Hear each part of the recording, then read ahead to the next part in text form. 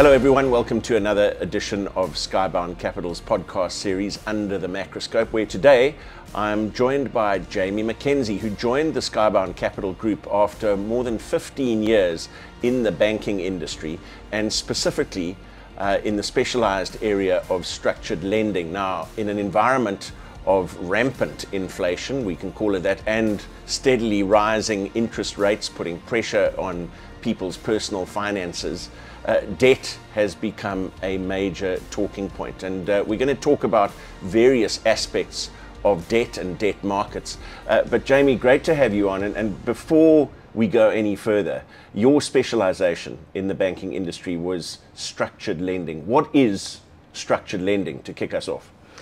So I think, for me, in a nutshell, you start with a client, you start with the individual behind it all. It's always been a place of great importance for me. I don't think any deal can start just by ring fencing what you're lending against, which is essentially what structured lending is gearing up against assets. But yeah, I've always started my journey, any deal that I've started with getting to know who I'm doing business with. So yeah, I guess in terms of answering that question, it's two sides of a coin for me. Structured lending, more specifically, is gearing up against someone's balance sheet. What does that balance sheet look like? Every balance sheet's different. Different institutions look at different asset classes. They've got different risk appetites. But at the end of the day, for me, structured lending is finding a solution for a client who you know, who you've walked along the road with, and who you trust. Without stating the very obvious, I mean, a primary function of a bank is to provide debt solutions, whether it be to companies or to individuals. But in general, the bank's attitude towards debt has changed quite fundamentally. I think obviously 2008 was a big part in that. But has that, do you think, given rise to more and more interest in the asset class that we describe as private debt? Absolutely. I think for me, thinking about the position that we're in at the moment, I think more than ever, we should try and get into a position to help. I believe so passionately about having to fight for your clients, having to fight for the difference that you can make. And I think that in that environment, obviously, the banks do an incredible job. The banks are our last line of defense in terms of where we currently are. I think as a country, I think they've been incredible. They really have. They run wonderful businesses. I've been involved with the banks, the private banks, my whole life. It's been an incredible journey. But there are some things that they can't do from a mandate point of view. And I think that's what's given rise to this incredible asset class. You're able to look at a transaction in different ways. And I just believe that, for the right client and for the right transaction, I think that, anything's possible. So it's fair to say then that banks' mandates around debt have tightened. Sure. And the way they view a potential client, sure, to whom they're going to lend, whether it's a business or an individual, has tightened. Yeah. So does that mean that a private debt provider would look at a transaction any differently to a bank? No, it wouldn't. I think in my experience, especially in the last sort of year and a half with my role in Skybound Capital, I always joke about it that the credit here is sometimes harder than it is inside the private bank. In terms of what we've done and what we've accomplished thus far, I think that we're looking at all the same metrics. We've just in a position where we've got an opportunity where sometimes, we know our clients a little bit better than a private bank or a commercial bank.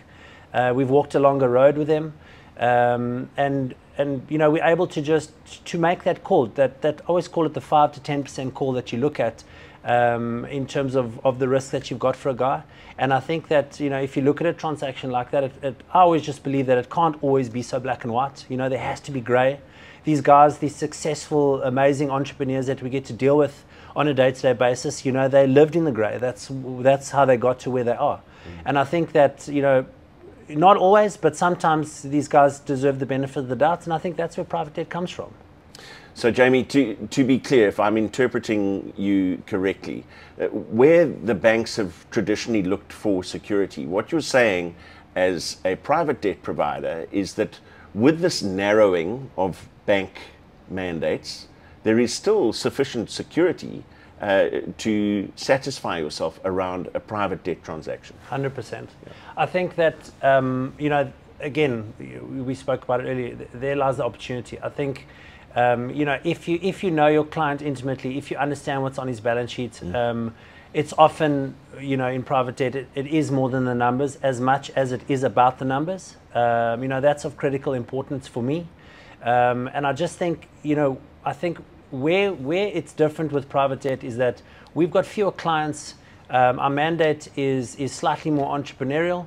And for us to sit intimately the way that we do with our clients that we look after, we on a weekly basis we understand what's going on inside their businesses, inside their lives, inside their balance sheets. And sometimes the bank doesn't always have line of sight to all of that.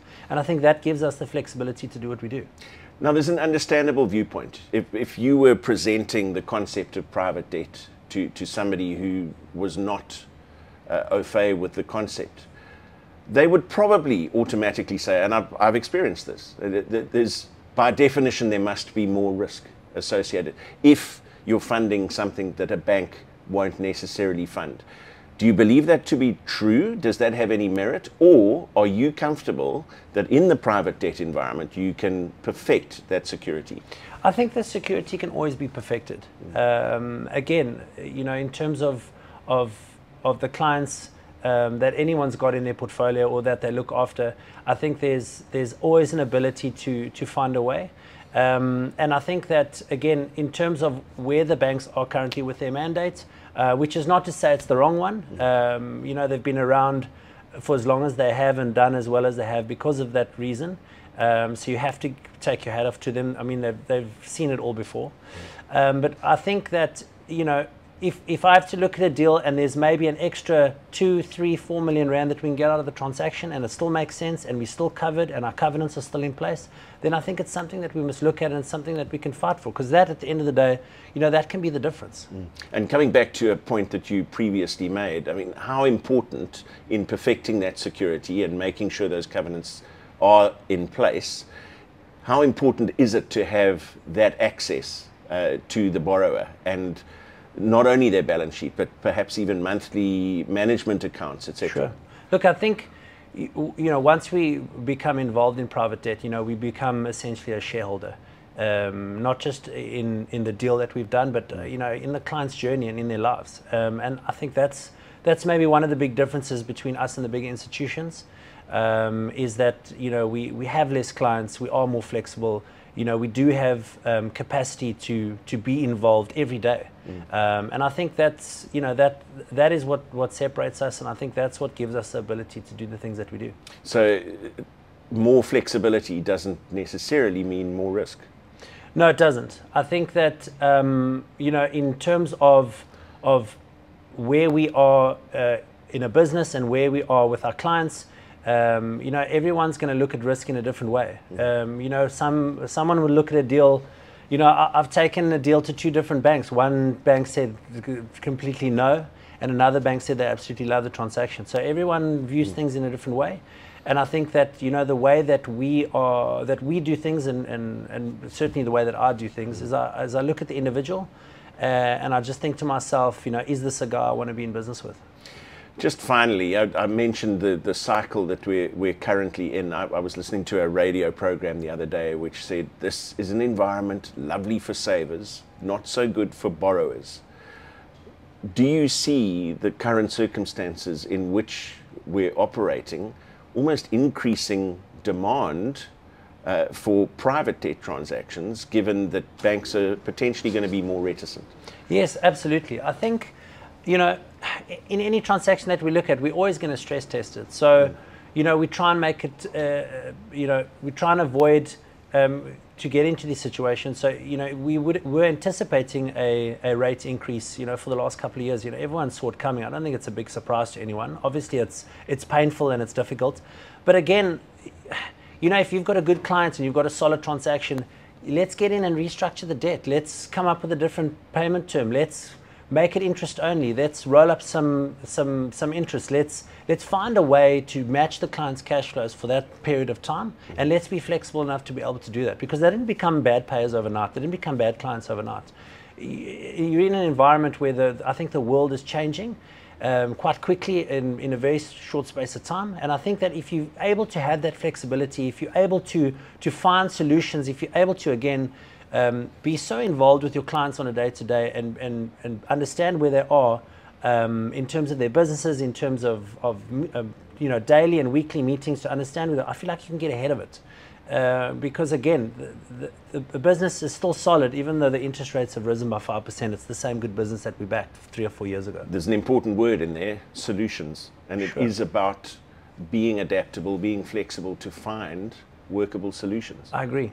I couldn't agree with you more. I think that, you know, I think working in financial services, I think we owe it to our clients, you know, to find solutions. I think at the core of what we do, we've got an ability to make a real difference, and I think that in my career there's nothing that's given me more joy, you know, than going back with an approval that he never thought he was going to get. And I mean, some of the deals are 10 or 15 years old that I look back on, and those guys are thriving. And it just takes you to apply yourself, you know, and to look at things, and I think just to have a deep care on what you're doing.